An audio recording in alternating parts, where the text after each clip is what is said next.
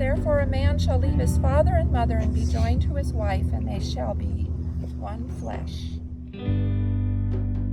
And there is a union that people have when they're united in soul and in body and in spirit.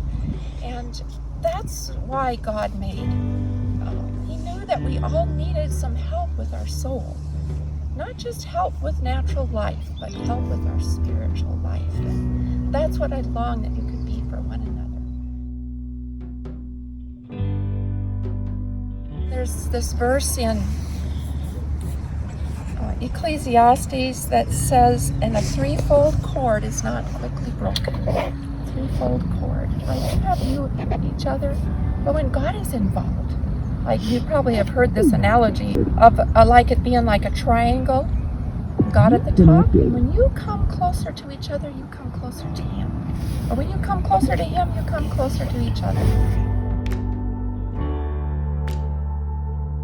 Maybe I'll just finish by mentioning Colossians 3, and you can read it sometime.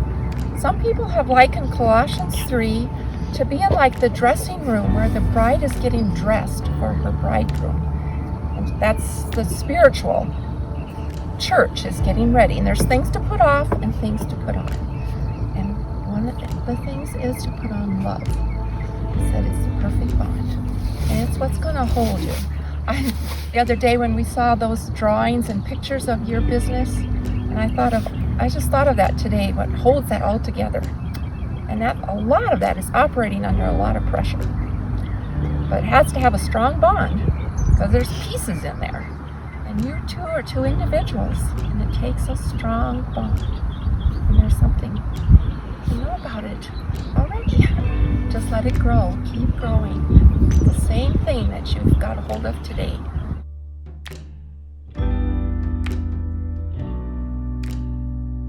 Last night, the man who married Bailey and Bryson just mentioned that love is a choice. I read this recently. Someone wrote and said, love is not just a sentiment. Love is a commitment. Love is a commitment. There's a lot. Love is huge because love is God. And so you're going to keep learning about it, and growing in it, and it'll get greater and greater. Keep feeding it. So that's what I just want to encourage you to do today.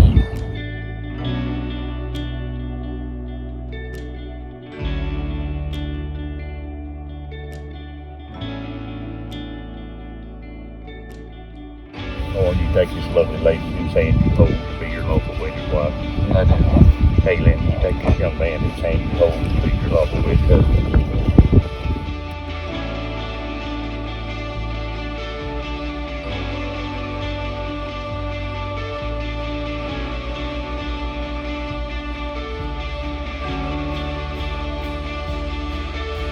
And by authority vested in me by the state of Arkansas, comes my duty in my extreme faith to pronounce you husband and wife. Lorin, you make this your wife.